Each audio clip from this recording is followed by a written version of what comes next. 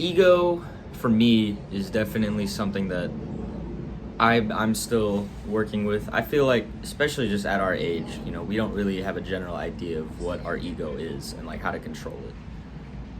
And it's honestly ignorant to say that you have control of your life at this certain point. Because oftentimes we think we have control, but really the only control that we have is spiraling out of control. And we're all in this state of limbo, like I've said before. Limbo to me is the in between of doing nothing and doing something.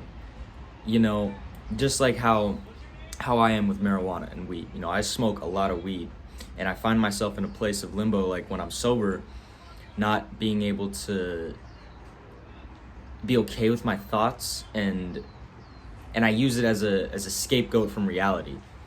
And it takes away from the progress that I've made, and it takes away from the progress that I could be making while in those instances where I am inebriated. And it's a long battle. It's a long battle with addiction. I'm not gonna say that I have the worst addiction out there. I probably just, it's pretty much what everyone has. People smoke to get a sense of relaxation. People vape because they want their vices. It also brings them a form of relaxation. And we're all, I'm definitely in that spot right now. But holding yourself accountable to those things is a powerful tool, in the sense of you are taking control, like you are taking back control of your life. We tend to diminish the long-term effects of doing these drugs and doing these things, and we tend to not look at it objectively. We tend to look at it as, or not objectively, but we look at these things in a good light. Like when you smoke weed, you don't necessarily look at it as what it's doing to your lungs and what it's doing to your overall psyche. You more look at what it does for you in the short term, right? Like how it's going to make you feel for the first couple of hours before you have to re-up. And that shit will fuck with you. It'll fuck with how your brain works and how you function. And it comes to a point where it doesn't even feel like you are actually doing the actions that you want to do. And it's a hard thing to take control of, especially things like addiction. We all battle with it. But when you're able to step into that world and realize and kind of like finally understand that it's not good for you and you're only like destroying yourself more. Like I probably repeated myself many times, but it's something truly I believe. It's like we're destroying ourselves every time we do these drugs. I'm not gonna go too in depth about what I've done, but I've definitely got a color palette of the substances that I've done.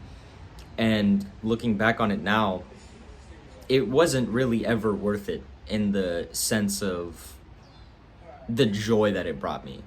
Will I say that there were definitely moments in my life where I thought those substances were giving me advice? Absolutely, sure. I feel like everyone goes through that state once in their life. They think that these substances can unlock new parts of their brain that they feel like they haven't accessed before. But really what I think it does is it makes your scary thoughts feel safe, and you can confide yourself within those negative feelings.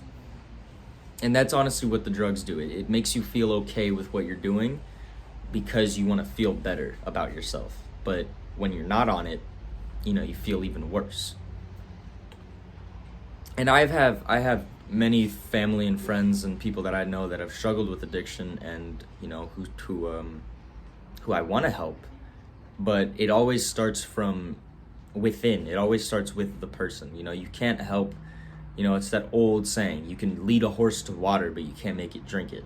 And it goes for many other people. Like, I'm not gonna be the person that's gonna tell you to stop using your vices, because who am I? I'm just a person on the internet. But what I'm trying to say is you need to look inward, and you have to look deep within yourself, but also look from an outside point of view. Like, look at it from the perspective of your loved ones. Like, look at it from the perspective of your significant other. Like, like my girlfriend, for example, I wouldn't want her to see me, you know, deathly ill and can't manage my emotions because I need some substance to give me that clarity, you know?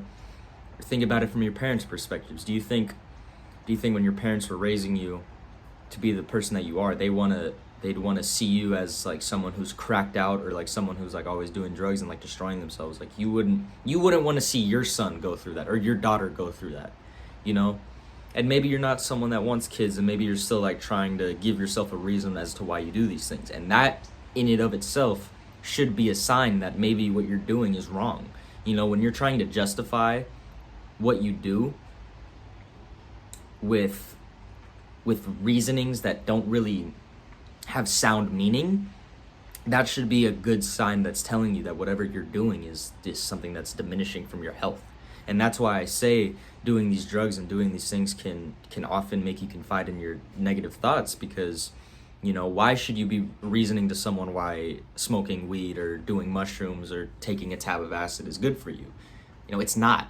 It just isn't. It's gonna make you feel, it's gonna make everything look cooler for like 12 hours. You're gonna feel funny for like 12 hours, but then what happens when you go? Sorry, the camera died. But pretty much what I was talking about, you know, you're gonna feel good for a couple hours. You're gonna feel, you know, it's gonna be fun. Everything's gonna look cool, but you know, at the end of the day, you're just fueling the fire of hatred and pain that's gonna eventually come and follow you. But I mean, to finish up what I was pretty much saying, that's about it. You know, just try to be more in touch with the things that you do, you know, the substances that you use, the vices that you use, and just, you know, try to hold yourself accountable, you know, because this life is a lot bigger than us. And yeah, Clarkson just got here.